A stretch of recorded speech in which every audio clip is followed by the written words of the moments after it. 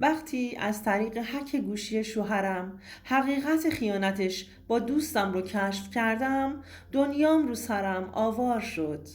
به کانال سایه های خیانت خوش اومدید. ما در اینجا سرگذشت واقعی افراد رو روایت می کنیم. افرادی که مدتها نتونستند اونها رو به زبون بیارند و این کانال به اونها این امکان رو میده که تجربیات تلخ زندگی خودشون رو با شما در میون بذارند و ممنون از شما که با شنیدن سرگذشتشون ما رو همراهی میکنید. متین هستم. من و فرید 8 سالی میشد که با هم زندگی مشترکمون رو شروع کرده بودیم. من فرید رو دورادور از بچگی میشناختم. پسر یکی از اقوام دور مادریم بود. توی مراسم عروسی دختر خالم خانواده فرید هم حضور داشتند. مادر فرید که منو تو عروسی دید خوشش اومد. طاقت نیاورد و همونجا منو از مادرم خواستگاری لفظی کرد. مادرم با اینکه اصلا فکر نمی‌کرد که سن ازدواج منم رسیده باشه شوکه شده بود و با یه لبخندی به مادر فرید گفت بذارید اول با پدرش صحبت کنم، بعد میتونید تشریف بیارید منزل که رسوم رو به جا بیاریم. اونا هم قبول کرده بودند. بعد از مراسم مادرم جریان رو به پدرم گفت. پدرم همچون خانواده فرید اینا رو مخصوصا پدرش رو میشناخت، با پیشنهاد اونا موافقت کرد. من تو مراسم وقتی که داشتم با دخترای فامیل میرقصیدم میدیدم که مادرش مدام داره به من نگاه میکنه. بعد که ماجرا رو از زبون مادرم شنیدم دلیل نگاهش رو به خودم متوجه شدم. خلاصه اونا برای مراسم خواستگاری من به خونمون اومدند و جواب مثبت رو از پدرم گرفتند. خانواده فرید خیلی ثروتمند بودند. اصلا دلیل اصلی که پدرم فرید رو به دامادی قبول کرد همون ثروتشون بود. ولی من از خودش خوشم اومده بود. مدتها بود که ندیده بودمش. خیلی تغییر چهره داد و پسر جذابی شده بود. وقتی که دیدمش ازش خوشم اومد و روی حرف پدرم حرفی نزدم. بعد از اینکه مراسم ازدواجمون رو گرفتیم، پدر فرید به عنوان کادوی ازدواجمون کلید یه واحد از واحدهاش رو به ما داد. متراژ واحدی که به پسرش داده بود 130 متری بود. پدر منم مونده بود که چجوری اون واحد رو پر از جهیزیه کنه. خلاصه با هر سختی بود پدر و مادرم جهازم رو برام گرفتند و منم چیدمان منزلم رو با عشق انجام دادم. من و فرید کنار هم خیلی خوشبخت بودیم. دوست داشتم براش بهترین باشم. هر کاری که اون دلش بخواد رو براش انجام بدم. بهترین و زیباترین لباس هام رو براش می پوشیدم و خودم رو اون جوری که دلش میخواست آرایش میکردم. فرید آدم شکم پرستی بود. منم برای اینکه براش بهترین غذاها رو درست کنم کلاس آشپزی ثبت نام کردم. دلم میخواست شوهرم رو تو تنوع غذاها سورپرایز کنم. اونم که عاشق سورپرایز غذا بود. دوستان عزیزم، اگر تا اینجای داستان خوشتون اومد لطفاً این ویدیو رو لایکش کنید. من همسرم رو دوست داشتم و اونم همین حس رو متقابلا به من داشت. زیاد طول نکشید که من باردار شدم و خدا بهمون فرزند دختری داد. فردای اون روز فرید اخلاقش یه کوچولو تغییر کرد. مشخص بود که دختر دوست نداره. خانوادش هم همین طور بودند. دلشون پسر میخواست واسه اینکه نسلشون زیاد بشه. و از اونجا که فرید تک فرزند خانواده بود بنابراین همه ازش انتظار داشتند که پسر داشته باشه. منم وقتی که دیدم خانواده همسرم عاشق نوه پسری هستند تصمیم گرفتم دوباره باردار بشم. این دفعه به لطف خدا صاحب یه دوقلوی پسر شدیم. دیگه به چشم خانواده فرید عزیز شده بودم. بعد از به دنیا اومدن پسرام کلا رفتار خانواده‌اش عالی شده بود. هدیه‌های گرون قیمت برام می‌گرفتند. خانواده‌شون مرد سالاری بود و میگفتند که زن باید تابع همسرش باشه. خلاصه که منم تمام سعی خودم رو برای راضی نگه داشتن فرید انجام میدادم. زندگی خوبی داشتیم تا اینکه یه روز به این نتیجه رسیدم فرید شبها دیرتر خونه میاد و صبحها هم زودتر از خونه میزنه بیرون. سعی کردم دنبال دلیل این موضوع بگردم.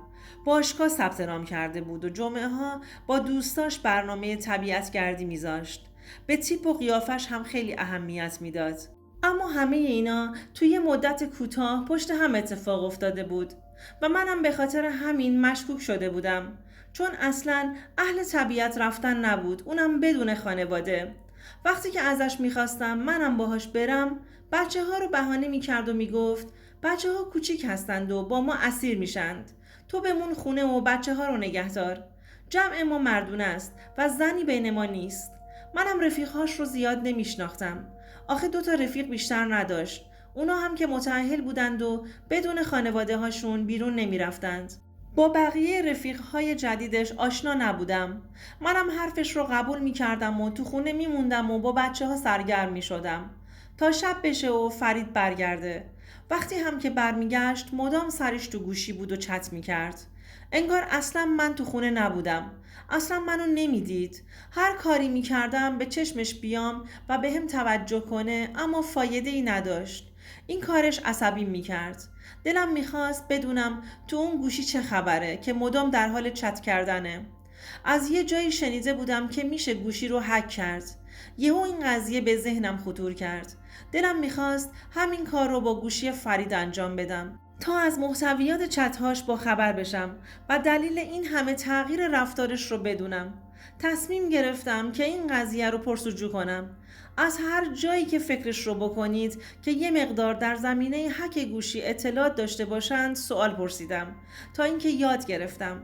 یه روز که فرید رفته بود دوش بگیره، گوشیش رو گذاشته بود کنار تخت. منم برش داشتم و تمام کارهای هک گوشی رو انجام دادم و روی لپتاپم پیاده کردم. دیگه الان کاملا به گوشیش دسترسی داشتم.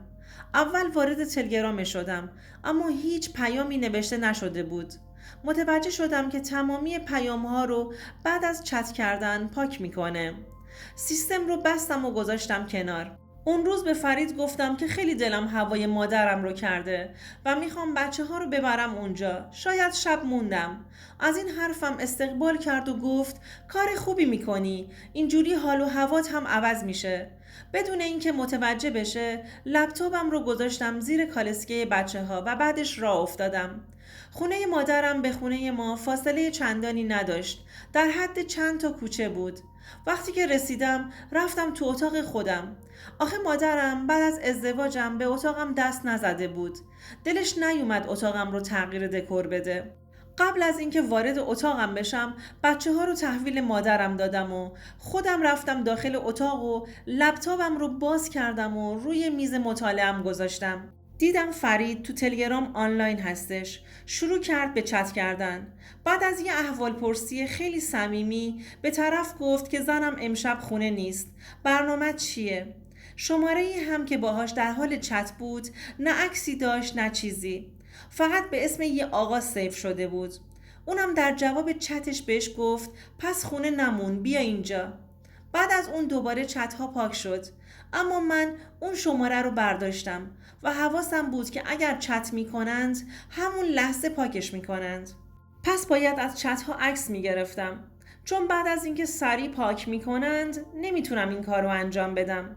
به فرید همون لحظه زنگ زدم و گفتم چی کار می کنی؟ گفت حالم خوش نیست و سرم درد میکنه. میخوام زودتر بخوابم. تلفن خونه رو میکشم که کسی زنگ نزنه که سردردم بیشتر شه. گوشیم رو هم سایلنت میکنم. تو چی کار میکنی؟ میخوای بمونی یا بیام دنبالت؟ گفتم نه، میخوام امشب اینجا بمونم. جواب داد پس اگر کاری نداری من برم بخوابم. منم خداحافظی کردم. میدونستم که داره دروغ میگه.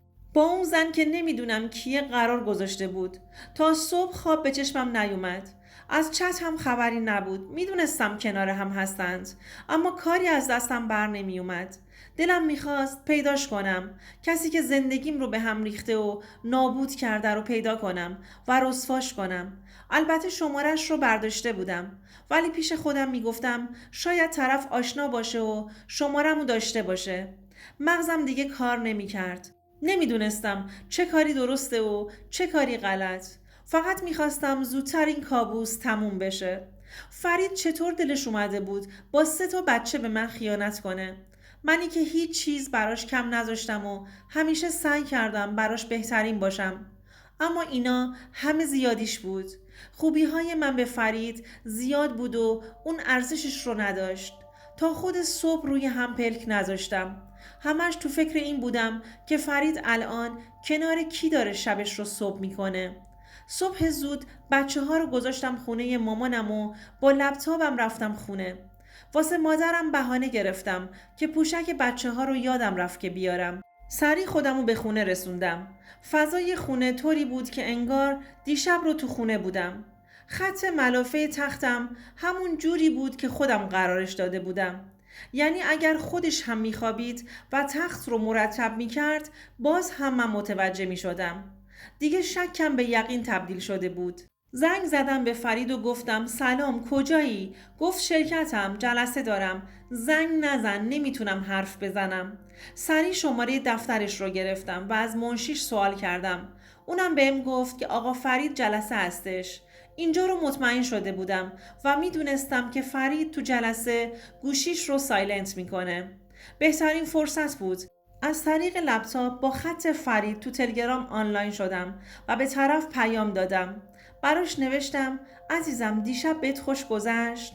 به یه لحظه هم نکشید که جواب داد مگه میشه کنارت باشم و به هم خوش نگذره؟ بعد شروع کرد به جزئیات تعریف کردن.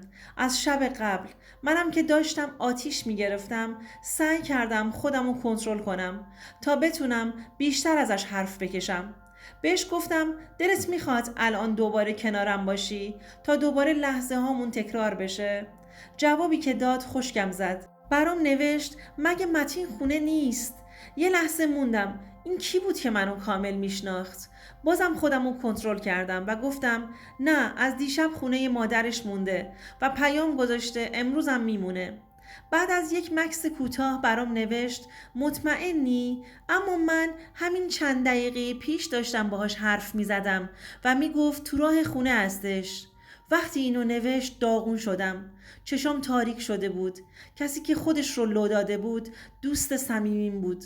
لادن دوستی که از بچگی با هم بزرگ شده بودیم. مثل یه خواهر میموندیم. پدر و مادرامون از بچگی با هم دوست بودند و ما با هم بزرگ شده بودیم. و قد کشیده بودیم. توی یه مدرسه درس خوندیم. فقط اون هنوز مجرد بود. چون به تحصیلش ادامه داده بود و سر کار میرفت و برای خودش مستقل زندگی میکرد و خونه مجردی داشت.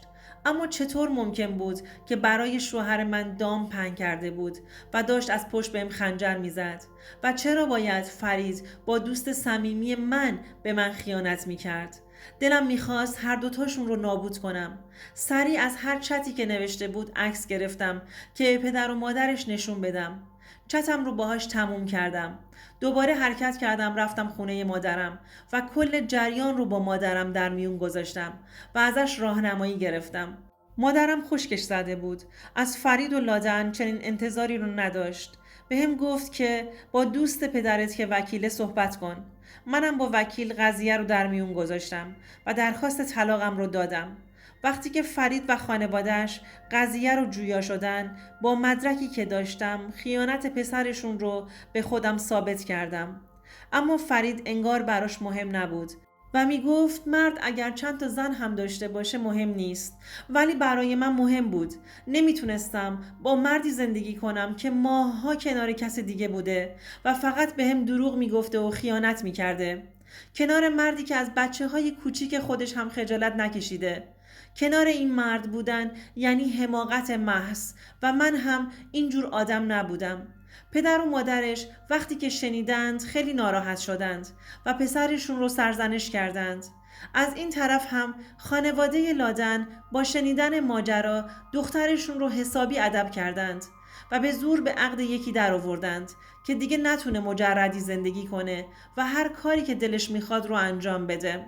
الان چند ماهی میشه که از فرید جدا شدم و در کنار بچه هام با آرامش زندگی میکنم.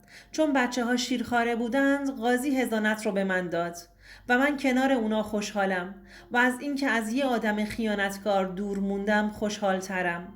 دوستان عزیزم، اگر شما هم به این نوع سبک از محتواها علاقه‌مند هستید این ویدیو برای تو هستش. لطفاً برای دیدن ویدیوهای بیشتر ما رو سابسکرایب کنید و ممنون که تا انتهای این ویدیو با ما همراه بودید.